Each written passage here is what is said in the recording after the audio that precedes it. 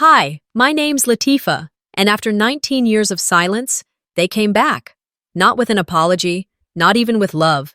They showed up with her, their real daughter, and a number, $5,000 a month. They called it family duty. But I wasn't the same girl they abandoned, because now I'm a billionaire. And when they demanded their cut, I looked my own mother in the eye and said, never again. But what do you do when your own blood sues you for a life they chose to leave? What kind of parent puts a price tag on their child? It was the silence that woke me. Not the kind that soothes you, the kind that creeps in like a memory you didn't invite. Outside my Scottsdale window, the world looked still. Soft light bleeding across desert sand, the breeze barely nudging the palm fronds. Arizona mornings had always been quiet, but this one felt expectant. I rose slowly, bones stiff from sleep, but mind already racing. Saturday, no calls, no crisis meetings. Just me, the sun, and maybe a long bath. That was the plan. That had always been the plan. In the kitchen, the scent of rich black coffee anchored me. I poured a mug, cupped it in both hands, and took a long breath in, strong, bitter, grounding. My phone buzzed, a few notifications, nothing urgent, just messages from my nonprofit's director, a finance report, a volunteer update. Routine, predictable, comforting. I padded barefoot across the cool tile floor, sipping slowly as I gazed through the floor-to-ceiling glass. The lawn outside was pristine, sculpted desert beauty meeting modern design. My home was deliberate, quiet lines, neutral palettes, security built into every edge, nothing uninvited. So when the knock came, sharp, insistent, it felt like a rupture. I froze. The mug stilled midair. My heart gave a strange jolt, as if it recognized something before my mind did. Another knock followed. Not frantic, just firm. Like whoever it was believed they belonged here. I didn't move immediately, just listened. I crossed to the security monitor, touched the screen. It flickered, then came into view. A man and woman, both in their 60s, standing side by side. Between them, a young woman, poised, a little too aware of herself. The couple's faces were etched into some dusted shelf in my memory. Familiar, but faint. No. I stepped back before I could stop myself. My pulse kicked up. I stared at the screen. My brain sorted fragments, old images buried deep. A voice, a scent, a woman's laugh I hadn't heard in nearly 2 decades. Another knock. The man looked straight at the camera and raised a hand. Half wave. The young woman didn't smile, didn't scowl, just shifted slightly. Her eyes met mine through the screen, then darted away. I could feel my breath catch. I opened the door slowly. The heat outside poured in first, then came the weight of their presence. They stood there as though they'd merely stepped out for groceries and decided to visit on a whim. The man, taller now that I was grown, had salt and pepper hair and careful eyes. The woman, with her too smooth skin and expensive perfume, offered a soft, well-practiced smile. He was the first to speak. "Latifa," he said.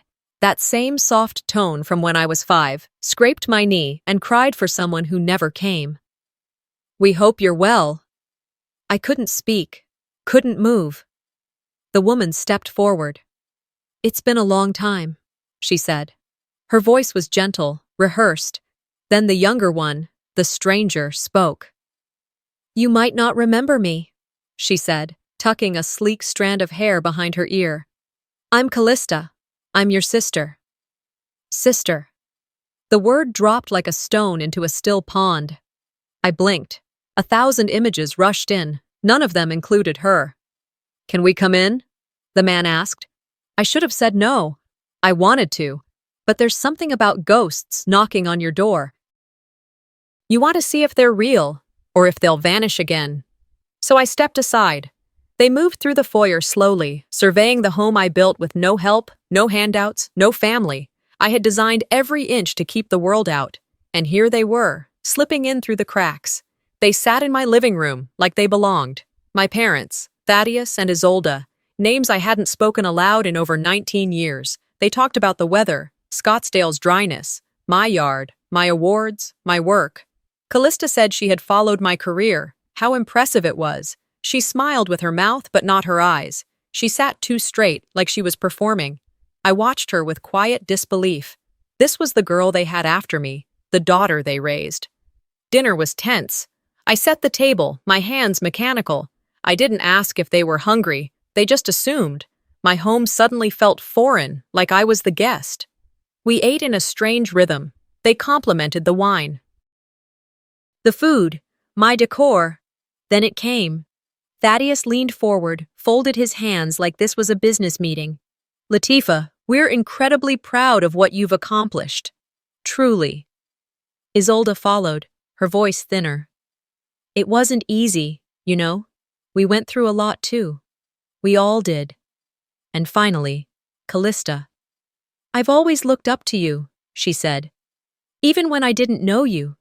You're so lucky. And then, the ask.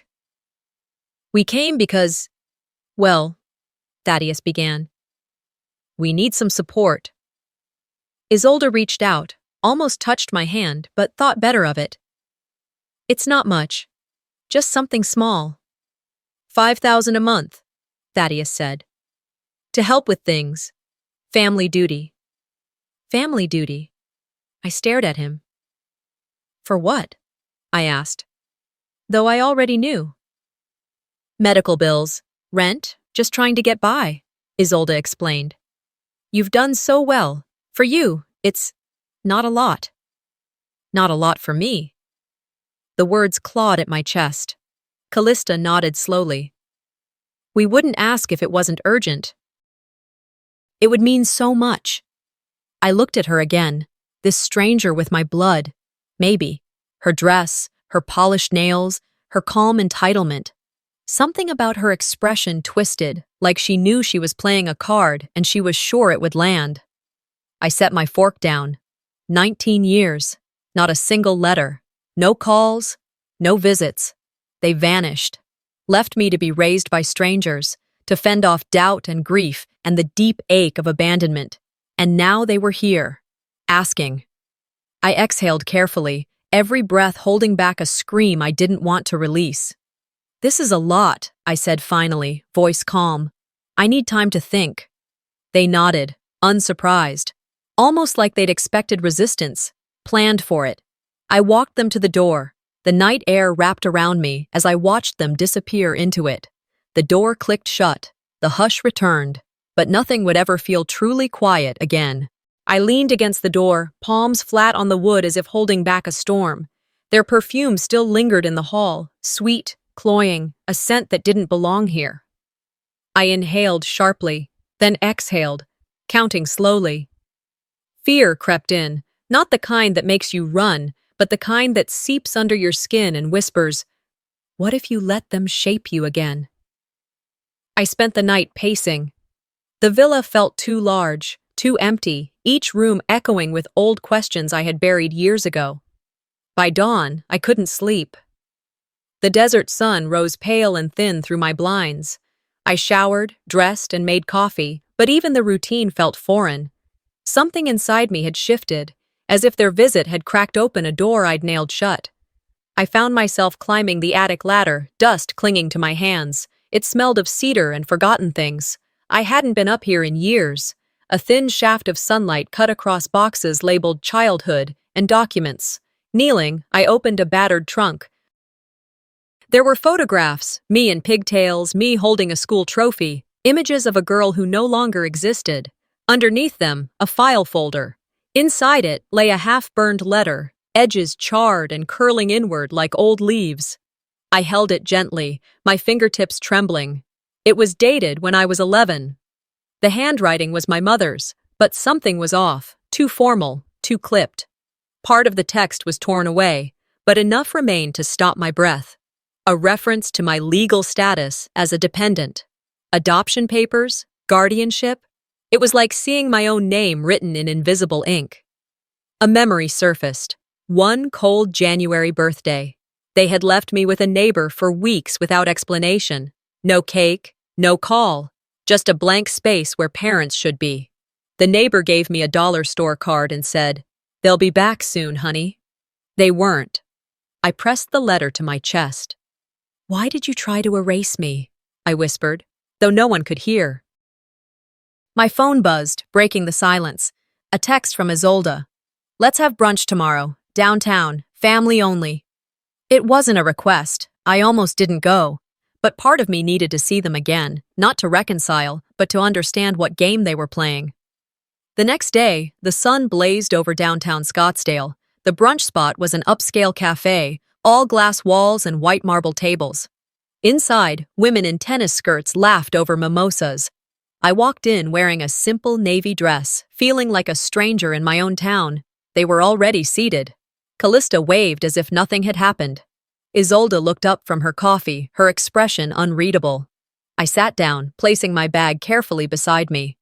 "Latifa, you look tired," Callista said with a tilt of her head. "Busy life of a CEO, right?" She smiled like a news anchor. I forced a polite nod. "Something like that." The waiter brought water. We ordered. Small talk floated across the table like plastic flowers, their apartment lease, Callista's college plans, the rising cost of living. No one mentioned the $5,000. Then a couple of their friends arrived, family friends I hadn't seen since childhood. They greeted Isolde warmly, kissed her cheek, then glanced at me with vague recognition. Callista beamed. "Oh, this is my cousin Latifa." "Well, long story." She laughed lightly, looking at her mother for confirmation. Isolde didn't correct her. She just sipped her coffee, eyes on her cup. The word hit me like a slap. Cousin. Not sister. Not daughter. Cousin. I smiled tightly at the friends. "Nice to meet you." My hands trembled under the table, hidden in my lap. My fork clinked against the plate as I tried to cut into a piece of fruit. My chest felt hollow. "You've been so generous, Latifa," Callista said, her voice sugar-coated. "We've all been through so much." "Family sticks together, right?" I excused myself. "I need some air." My voice cracked on the last word. Outside, the street shimmered in the heat. I leaned against the building, closing my eyes. I had just been erased in public, rewritten as a distant cousin. Humiliation burned under my skin. Driving back to the villa felt like moving through water. Every red light was an eternity. When I finally walked inside, the air felt heavy, like it carried echoes of every insult ever thrown my way. I went straight to the attic again. The letter lay where I'd left it, waiting. I sat cross-legged on the floor, reading and rereading the fragments. The missing part, the torn-away sentence, loomed larger than the words that remained. It felt like a hole in my own story. It wasn't that they forgot me. It was that they didn't want anyone to remember I existed. I stared at my reflection in the dusty mirror propped against a beam. "Who am I to them?" I murmured. "What am I?" The sunlight shifted as the day faded. Shadows stretched across the boxes, as if time itself was closing in. The attic air clung to my skin, thick with dust and memory. I climbed down the creaking ladder, one rung at a time, gripping the envelope like a live wire. The villa was still. No footsteps, no music, only the soft hum of the refrigerator. I set the letter on the marble counter, poured myself a glass of water I didn't drink, and stared at the clock. 11:58 p.m. My body was exhausted, but my brain raced like it was midday. I walked into the office, a former guest bedroom transformed into my command center. Bookshelves lined the walls, filled with everything from legal case studies to old diaries I hadn't had the courage to burn. My dual monitors glowed, waiting.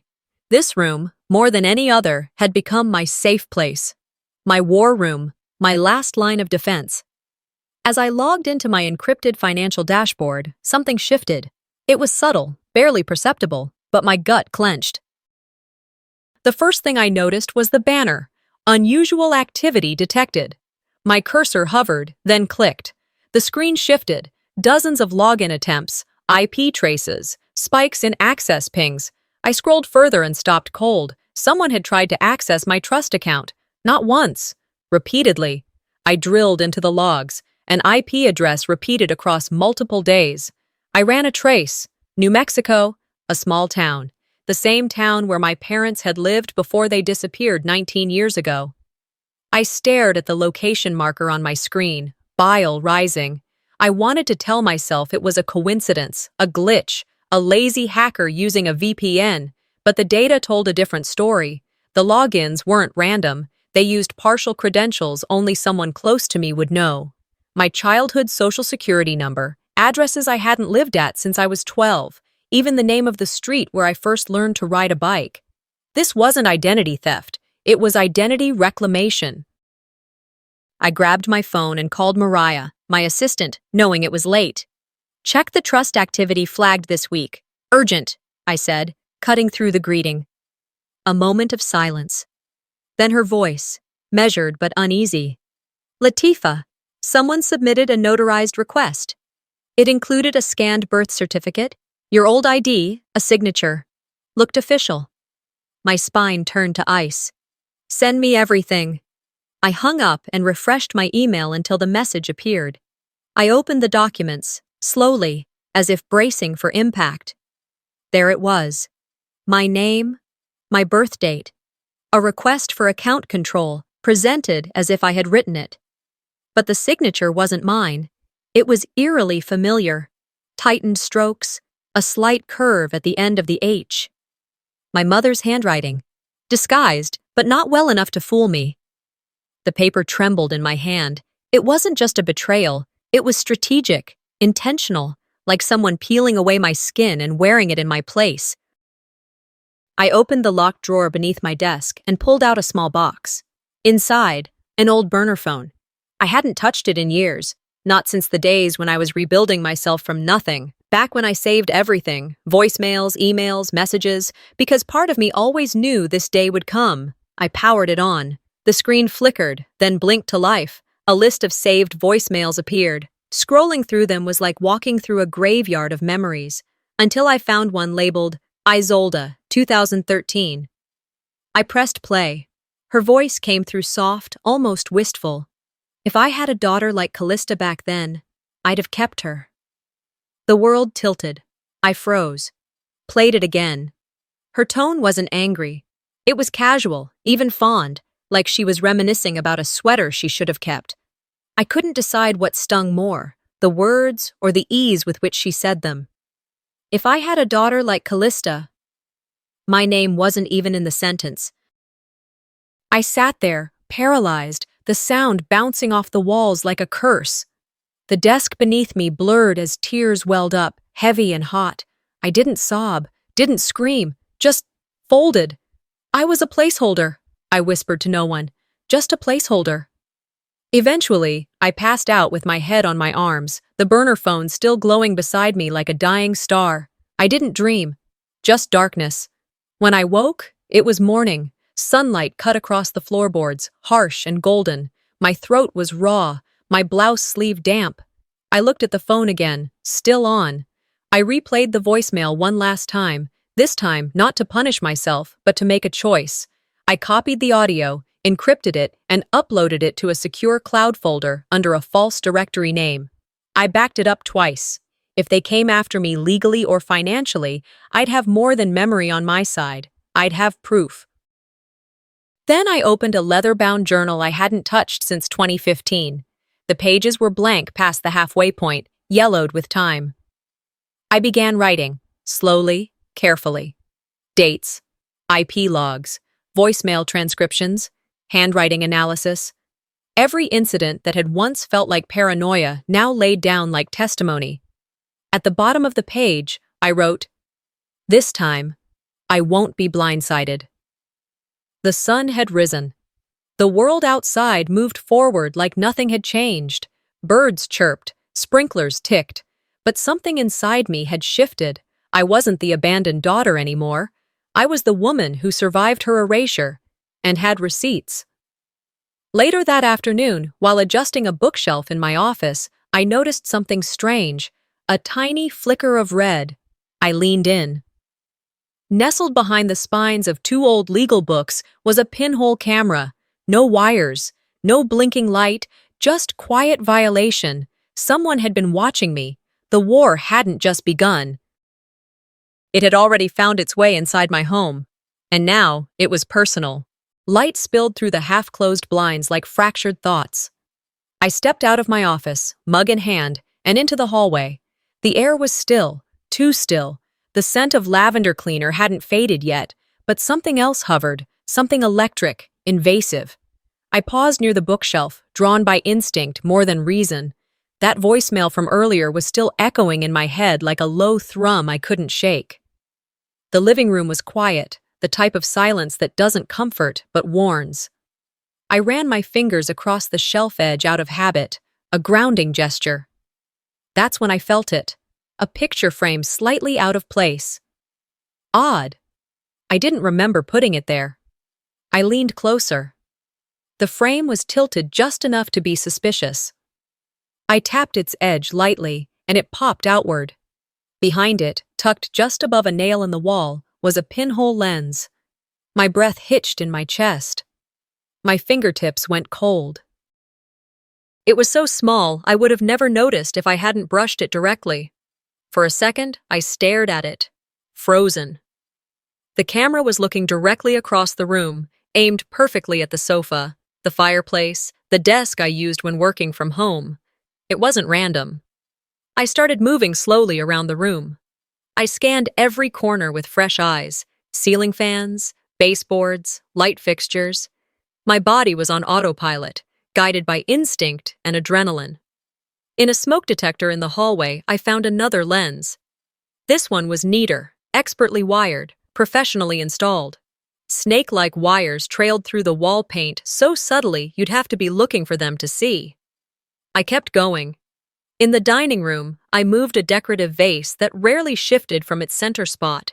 Inside, tucked beneath a false ceramic bottom, was a small transmitter blinking faintly. I nearly dropped it. The back was engraved with a model number, but what chilled me wasn't the make or even its stealth.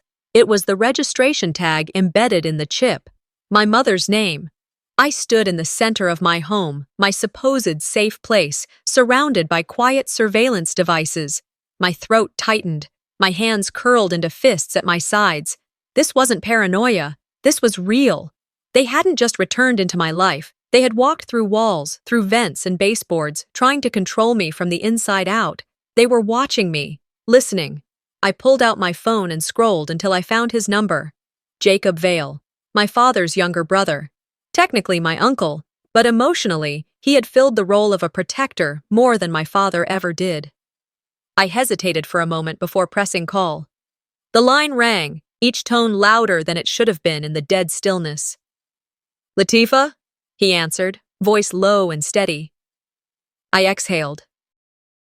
"Jacob, I think they've planted surveillance in my home. Multiple cameras, microphones. I found a transmitter in the vase and wiring in the hallway. It's them. It's my mother. I saw her name." He didn't ask how I was sure. He didn't gasp. He simply paused, like he had expected this moment to come. "I suspected something," he said quietly. "They're not just back to reconnect. This is control, Tifa.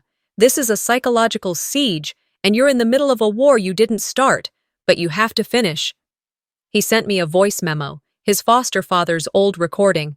I played it immediately. "Protect what you build, Tifa. They'll come when you shine, and they'll come with smiles or knives. Either way, be ready." My chest ached.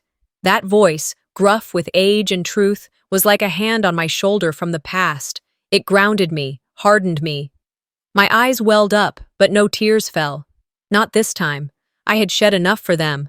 That night, I turned into something else. I moved methodically through every room, documenting each wire, each camera, every breach. I photographed, labeled, cataloged. I filled folders with metadata. I uploaded everything to an encrypted drive I kept hidden off-site in a locked box. I didn't cry. I documented. Then I dialed her. Isolda's name lit up my screen like a warning.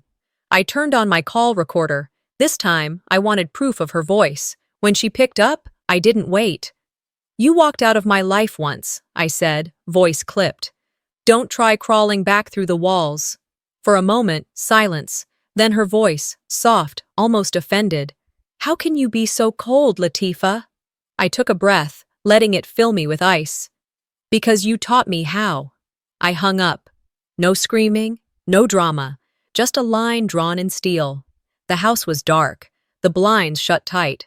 I locked every window, checked each door, armed the security system I'd once dismissed as unnecessary. No more pretending I was safe just because the world outside looked quiet. My home hummed with a new awareness now, one I couldn't unsee. I made tea, not because I wanted it, but because the ritual mattered. I sat on the floor beside the living room wall, staring at the places I'd just dismantled. It looked like a crime scene. In a way, it was. My mind wandered to that voicemail, the one I'd gotten after the letter. It hadn't been a warning, it had been a prelude. The cameras weren't curiosity, they were conquest. And that meant they weren't trying to mend things, they were trying to monitor me, to control the version of me they could use. This wasn't about healing wounds, this was about power. They came back not to say, "We missed you," but to reinsert themselves like nothing had happened, to write over the years I'd survived without them. But I wouldn't let them. I thought about the little girl I used to be, the one who would have been devastated to find a camera in her room, to know her mother was spying instead of loving. That girl was long gone. In her place stood a woman who had rebuilt herself brick by brick and who would never again let herself be taken apart in silence. By the time night fell completely, the war had changed. I wasn't the hunted anymore. I was the one setting traps. The morning light bled through the slats of my blinds, a pale yellow creeping across the floor like the memory of a nightmare refusing to die. I sat at the edge of the bed, my back straight, knees together, hands trembling slightly over the pages of my speech. I had read it at least a dozen times. Every word now felt fragile, like paper soaked in water, ready to tear, but I couldn't let it tear. Last night had hollowed me. I didn't sleep so much as lie still, replaying the invasion in endless loops. The cameras, the clicks, the fake warmth of their voices, the trap hidden behind my mother's painted smile. And now, the day of my keynote address at the Legacy Healing Conference, I was expected to stand before hundreds of women, many survivors of deep personal wounds, and speak with strength, grace, and clarity. Even as my mind churned, I forced my hands to remain steady while zipping up my charcoal blazer. My blouse was cream silk, pressed clean, my hair pinned back. I had built a life where control was my armor, and today I needed every seam of it. The Scottsdale Conference Center buzzed with energy when I arrived. The lobby was sleek and warm, all modern glass and wood accents. Women greeted each other with air kisses and laughter, carrying branded tote bags, sipping citrus-infused sparkling water. Their heels clicked confidently against polished floors, their name tags shimmering like medals. I didn't belong to any club, not really, but I was a featured speaker, and that gave me a place at the front of the room. A stage, a voice. I scanned the crowd. No sign of them, not yet. I greeted the event manager, reviewed the schedule, and stood near the side of the room as the first two speakers delivered their stories. One about reclaiming identity after divorce, another about surviving a childhood cult. Each story was met with standing ovations and tearful admiration. Then it was my turn. My name echoed over the speakers. Up next, we welcome Melina Brousseau, attorney, investor, and founder of the Phoenix Initiative. I stepped forward, feeling my heels sink briefly into the thick carpet. My throat tightened, but I pressed on. At the lectern, I paused, smiled softly, breathed, and then I began. I spoke of fracture, of starting again when everything familiar had turned its back on you. I told them how, at 18, I had $12 to my name and a backpack. How I lived in a shelter for 6 months while tutoring students in exchange for meals. How, when the world closed its doors, I broke through windows. My voice didn't waver. If anything, it grew more assured with every passing minute. But then, a sudden hush swept the room like a curtain falling. I glanced to my left. She was rising from the back row. Isolde, my mother, dressed in cream, like she was mocking me. I barely had time to step back before she stormed forward, past the staff, up the steps, and with shocking force, wrenched the microphone from my hands. "She wouldn't be here if it weren't for me," she declared, her voice ringing out like a preacher's. "I raised her, I made her, I gave her everything." Gasps echoed through the hall. Phones lifted, cameras flashed. My chest tightened like a vice. Callista was standing too, near the door, holding up her phone with an all-too-smug expression. I stood frozen, my mouth dry. I wanted to scream, to rip the mic back, to demand she leave, but I knew that would only feed the fire. Instead, I watched Isolde spin her tale, her voice syrupy with grievance. She always pretended she didn't need us, but we were there. She didn't do this alone. The words curled like smoke, false, weaponized. And for a horrifying moment, I saw heads nodding, whispers spreading, doubts forming. Then I remembered. I didn't need their permission to speak. I reached into my blazer pocket and pulled out my tablet. I tapped it once. The screen glowed. My voice returned, digitally recorded, preloaded, crisp and clear. I held it up to the mic. My pre-recorded voice said, "Let me tell you what you don't know." And I began. I spoke not with anger, but with precision. I told the room about the nights I went hungry, the silence that greeted every birthday, every hospital visit, every failure I had to weather alone. I shared how Callista stole from my bank account during college, how my parents ghosted me after I refused to pay off another one of their scams. I told them about the restraining order I nearly filed, and why I didn't, because I still, stupidly, wanted to believe they could change. I ended with this. Legacy is not what you inherit, it's what you survive. The room was silent, and then, applause, uneasy at first, then rising, but the damage was done. That night, Callista posted a TikTok titled, "The Billionaire Who Cut Off Her Family." The video was a brutal edit, clips of my speech cut against footage of Isolde's outburst. It painted me as ungrateful, spoiled, ruthless. The music was ominous, the captions manipulated. It gained over 2 million views in 24 hours. The comments were venomous. Typical rich brat. She owes her parents everything. You can see the greed in her face. My inbox exploded. Investors, partners, friends asking for explanations. A few sent quiet encouragement. Most just wanted distance. The press circled like wolves. "Family feud goes viral," one headline read. "Billionaire heiress faces public backlash," read another. I returned to my villa long after dark. I locked every door, drew the blinds. The silence inside felt heavier now, haunted, almost, like their voices had followed me here. In my study, I stared at my reflection in the glass of the window. For a second, I didn't recognize the woman staring back, tired, but still standing. I opened a blank document, titled it, "Timeline of Truth, the Record They Can't Twist," and I began typing. Every date, every bank transfer, every voicemail, every email, the graduation they missed, the lawsuit they almost dragged me into, the proof of every sacrifice, every theft, every betrayal. This time, I wouldn't let them spin it. If they wanted war over reputation, I would bring receipts. And this time, I wouldn't play nice. The villa was still, too still. No echo of footsteps, no clinking of utensils in the kitchen. Just the low hum of electronics and my own heartbeat thudding in my ears. Even after everything, I couldn't sleep. I lay in bed, staring at the ceiling, my thoughts racing. The truth wasn't just begging to come out. It was clawing through my ribs, demanding air. At 5:42 a.m., I gave up on rest. I walked to my desk in the home office. The early morning light crept through the blinds, cutting slanted lines across my screen. I sat down and stared at the homepage of my personal site. Blank, waiting. My hand hovered over the keyboard. The final version of the article sat open. Family, fabricated. I reviewed it one last time. Every paragraph was footnoted, every claim supported with documentation. I had spent the past 3 days triple-checking everything: emails, invoices, medical receipts, call logs, business filings. I even uploaded PDF copies to a mirrored server in case someone tried to shut it down. There it was, proof I had paid for my father's heart surgery, proof I had wired tuition money for my half-sister's college, proof that they went no contact after draining me dry, screenshots of them removing me from shared accounts, and finally, ironclad evidence that the company they boasted about was legally registered in my name during its inception. And yet, I hesitated. My finger trembled slightly above the publish button. Was I really ready to expose them like this? Was I ready to tear open the facade they had built?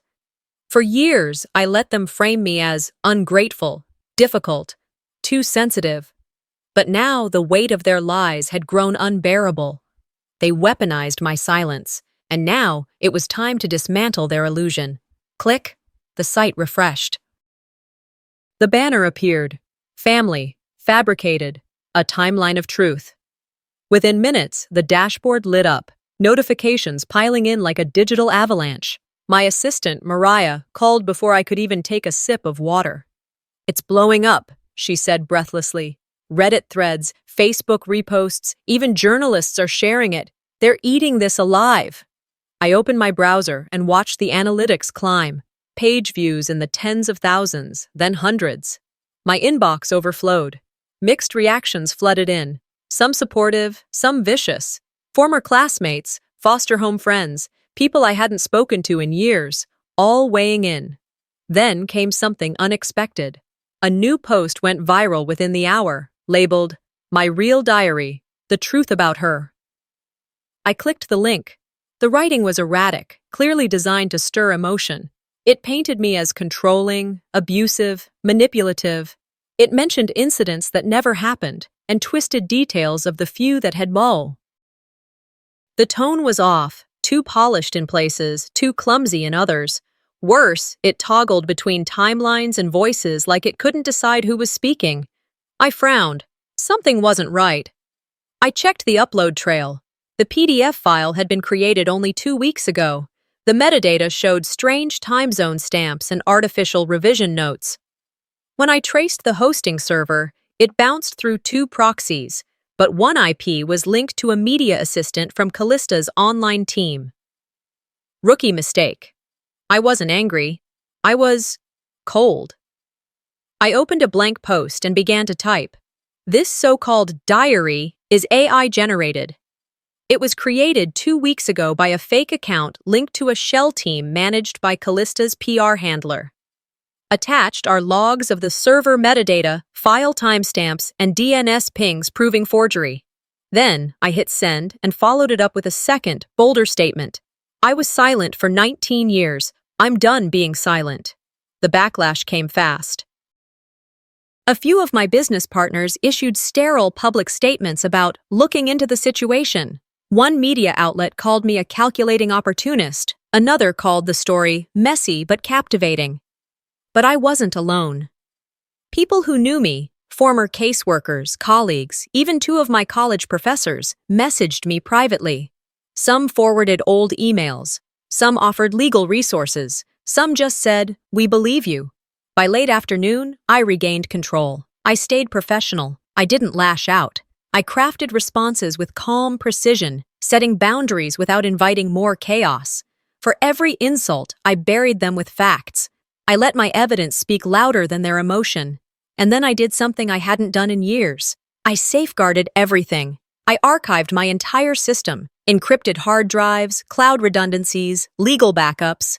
I changed all passcodes, updated biometric security, and reissued the villa's access protocols. The threats weren't just emotional anymore. They were digital. They had wormed their way into my online presence, and I wasn't letting it happen again. That night, I walked the halls of the villa. The place felt different now. Not unsafe exactly, but exposed, like something precious had been left in the open too long. The shadows stretched longer than they used to. Every creak in the walls made me wonder which part of me they'd tried to break last. In the foyer, I paused at the front door. I pressed my palm against the smooth wood and whispered to myself, not for reassurance, but for resolve. No more silence. The world outside remained quiet, but inside, something had shifted. My phone buzzed again. This time it was Jacob. One line. "Good. You're no longer invisible." I stared at the message. A flicker of something warm and fierce sparked in my chest.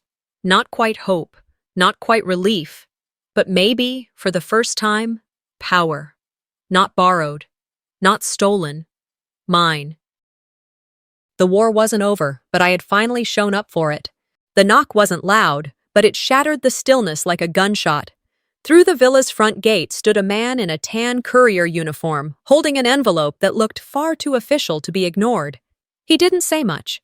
He offered a nod, held out the documents with practiced formality, and turned away like this was just another delivery. But I knew better. My hands felt suddenly foreign as I accepted the envelope. The moment I touched it, I knew this wasn't a notice. It was a strike, a declaration. The thick packet bore my name in bold, the kind only courts and threats dared use.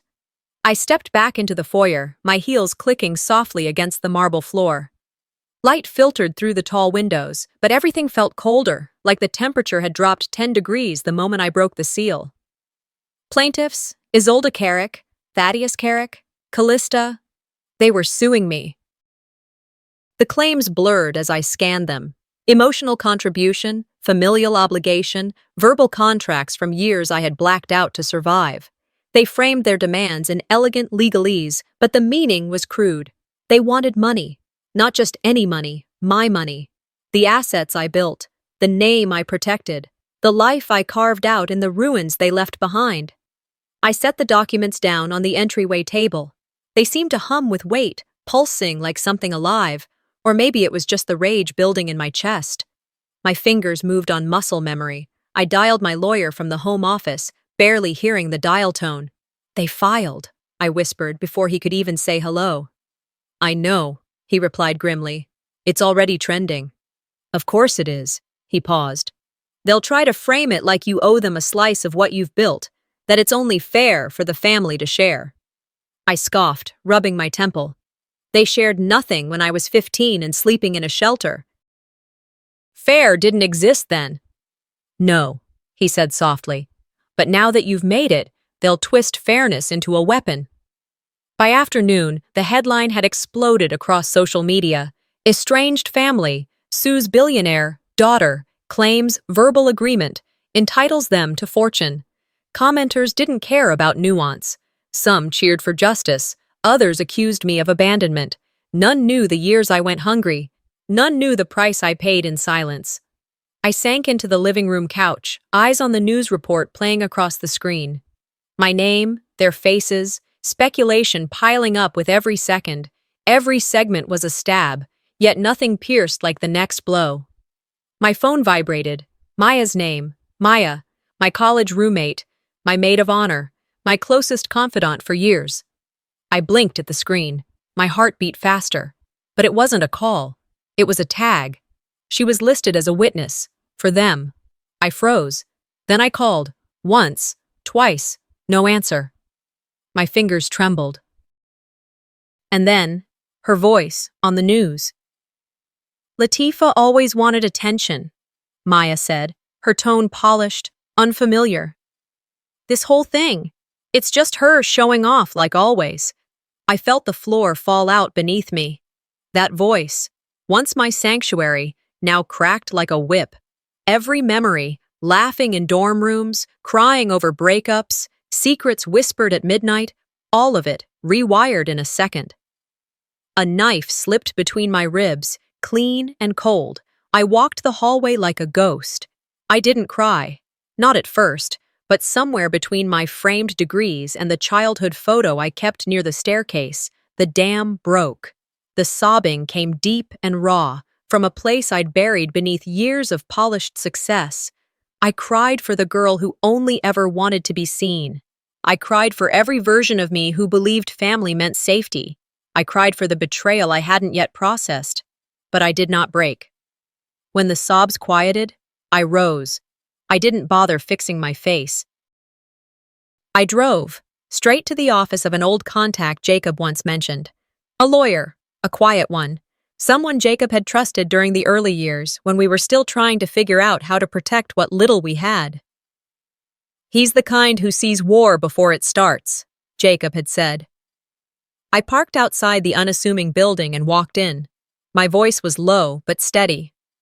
"I'm here for the documents Jacob left. You said you kept them in case the family ever came back." He studied me, then nodded. "I remember." He unlocked a safe built into the wall. From inside, he retrieved a sealed manila envelope. My name was written in Jacob's handwriting. My hands shook as I opened it. Inside was a statement, a signed confession from Thaddeus Carrick, dated nearly a decade ago. In it, he renounced all parental rights. He declared no legal or financial claim to my life or legacy. It was clear, binding, witnessed by 2 attorneys. He'd walked away back then, and now he wanted to return only for profit. He had no ground. I held the paper like armor. It didn't erase the pain, but it armed me against it. They thought I had built my life defenseless. They were wrong. Outside, the world kept turning. Cars passed. People walked, unaware of the war being waged in silence. But I had what I needed now. Back at the villa, I activated my encrypted network. I scanned the confession, sent it to my legal team, and then, to a journalist I trusted, one who knew how to handle evidence with care. Then I sent it to 2 people who had stood by me when no one else did, my foster mother and the nonprofit that gave me my first job. The subject line was simple. They left me behind. Now they want a cut. Here's my answer. I stared at the screen, steady. Then I typed a message for the public. My past was written in silence. Today, I speak with evidence. That night, I didn't sleep. I paced the villa like it was both home and fortress. The place felt different now, still elegant, but on high alert. The weight of betrayal hadn't lifted.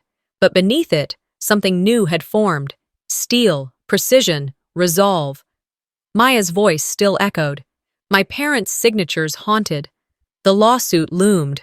But I had the truth, and I had the will. This time, they wouldn't erase me. They wouldn't twist my silence into guilt. Let them fill the courtroom. Let the cameras roll. In my hand, I held the one document that could end this war.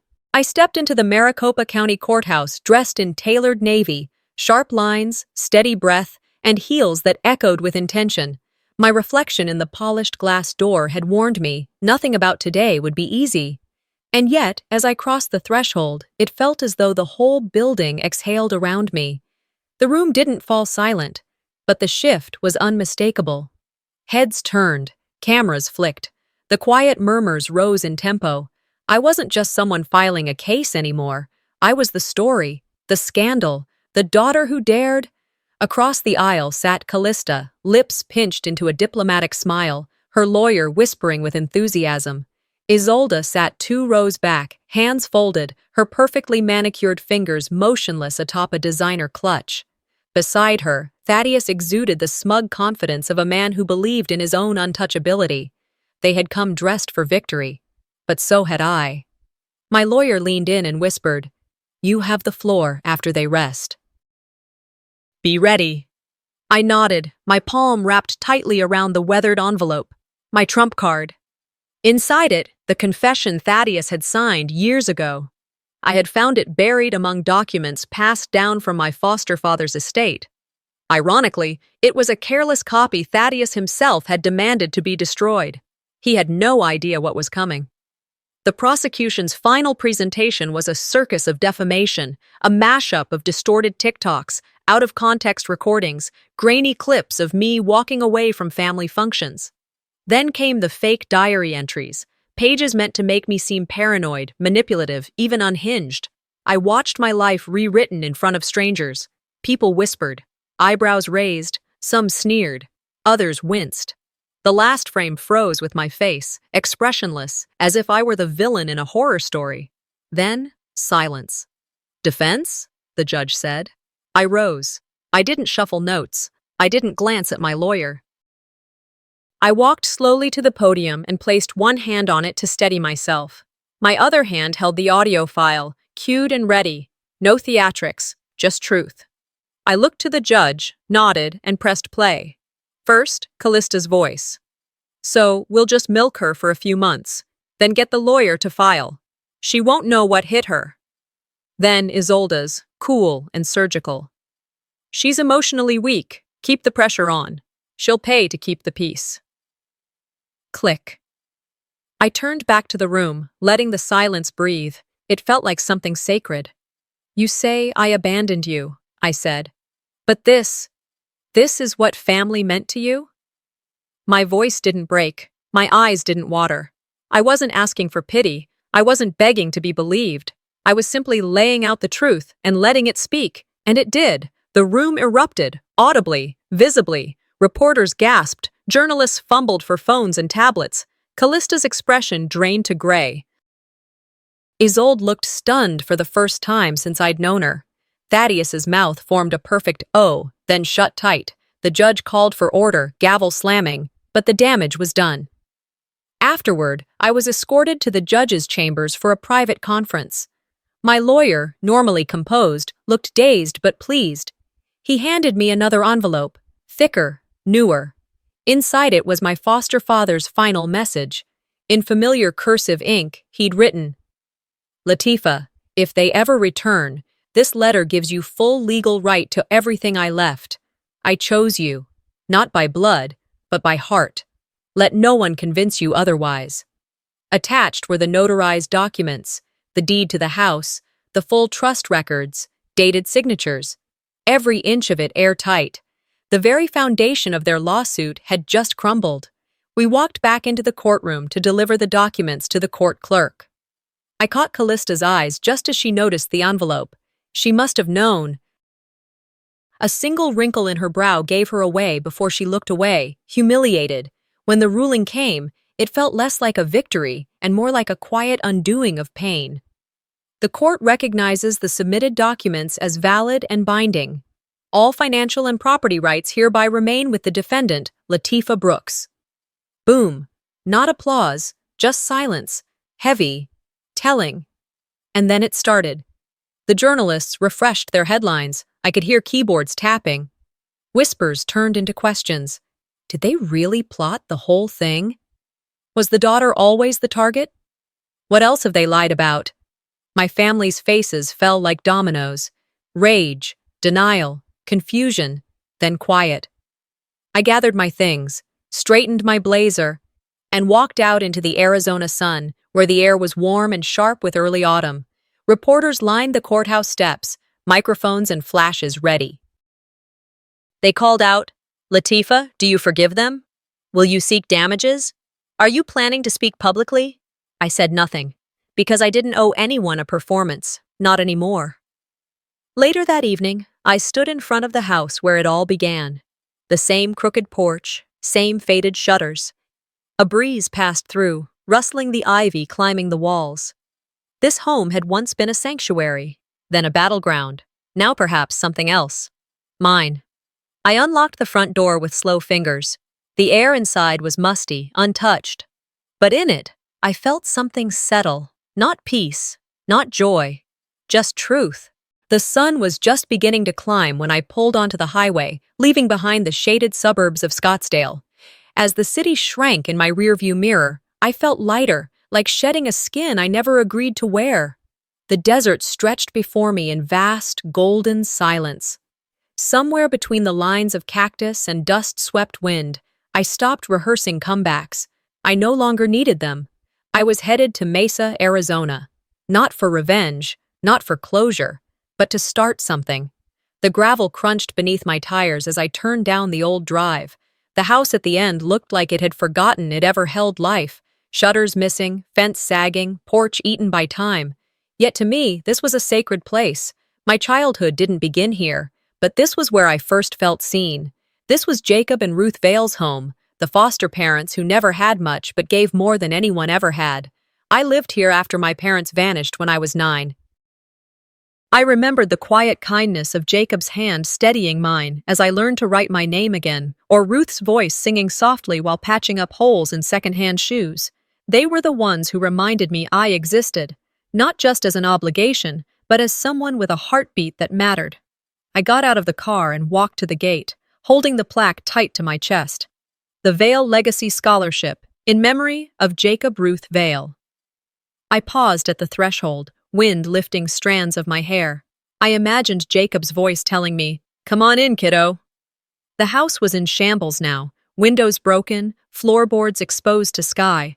But in my mind, it was still alive with warmth, with soup simmering in the kitchen and the scent of laundry detergent on hand-me-down clothes. Pushing the gate open, I heard the groan of rust and memory. The front door hung ajar like it had been waiting for someone to come home. Inside, the dust shimmered in sunlight filtering through slats. I knelt and gently placed the plaque near the entrance. My fingertips lingered on the name, Jacob, Ruth, names that held me upright when everything else had crumbled. Restoring this house wasn't about nostalgia, it was a promise fulfilled. The Vail Legacy Scholarship would operate from here, offering support for teens who aged out of the system with nowhere to go, just like I once had.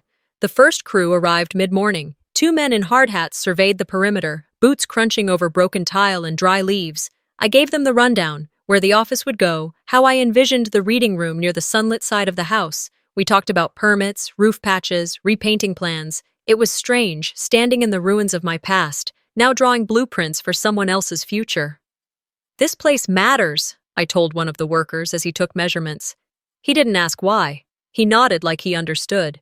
News outlets picked up the story within days. Not the drama, not the court battles, but the hope. The headlines changed tone. No longer was I the center of scandal or spectacle. Now, I was rebuilding, healing. The Carricks, my birth family, faded from public interest. Rumor had it they relocated to the Midwest. I didn't care to know where. For once, their silence felt like peace. Social media, once a battlefield of hashtags and half-truths, calmed. The digital storm that painted me as cold, calculating, ungrateful, moved on to fresher targets. Let them. I had stopped defending myself. I was too busy creating something that couldn't be argued with, a tangible legacy. Some evenings, after the workers left and the sun began to sink into the jagged hills, I'd sit on the new porch. The breeze would lift the scent of sand and pine. I'd watch the transformation unfold from the same spot I once cried myself to sleep after a nightmare. One of those evenings, a girl wandered over from the nearby neighborhood. She couldn't have been older than 7. Her shoes were scuffed, and her summer dress was dusted in red clay. She stood at the base of the porch steps, staring at me like she knew me. I smiled. "You lost?" I asked gently. She shook her head and ran to me. No hesitation, no fear. She wrapped her arms around my waist like she'd known me all her life. "Thank you for this," she whispered. My throat closed. I hugged her back, arms tight around her tiny shoulders. She reminded me of myself at that age, quiet, uncertain, hopeful. I didn't cry, not then. But I sat with her until her grandmother came calling from down the street, and when she waved goodbye, barefoot and glowing in the amber light, something inside me settled. That night, I stood at the edge of the property. The desert was quiet. A car's engine buzzed far off. Birds circled back to nests. I looked up at the sky, turning violet and gold. I had no need for applause, no hunger for headlines. All I wanted was for this place to stand, solid and safe, for someone else. They used to call me cold. They said I was ungrateful. But they never saw the full picture. The nights I spent working 2 jobs, the letters I wrote to myself on birthdays no one remembered, the therapy bills I paid out of pocket, the way I taught myself to believe I deserved to exist, even when my own blood tried to erase me. I didn't reclaim my name to remind them who I was. I did it to remember who I've always been. Forgiveness is often mistaken for weakness, but it's not. It's the act of choosing your own peace, even when the world offers you rage. I didn't forgive them to make them feel better. I did it so I wouldn't carry their weight anymore. I whispered to the wind, "Never again." But also, never alone again. That's what this house would mean. Not retribution, not proof, but hope. For every kid who's ever asked, "Do I matter?" The answer, finally, was yes. And it would echo in these walls long after I was gone. Sometimes, the ones who are supposed to protect you are the very ones who try to own you. But healing doesn't come from revenge. It comes from standing your ground, setting your boundaries, and choosing a future they can't touch. Have you ever had to walk away from family to protect your peace? I'd love to hear your story in the comments below. If this story moved you, don't forget to like, share, and subscribe to the channel for more powerful family stories just like this. Your support means everything.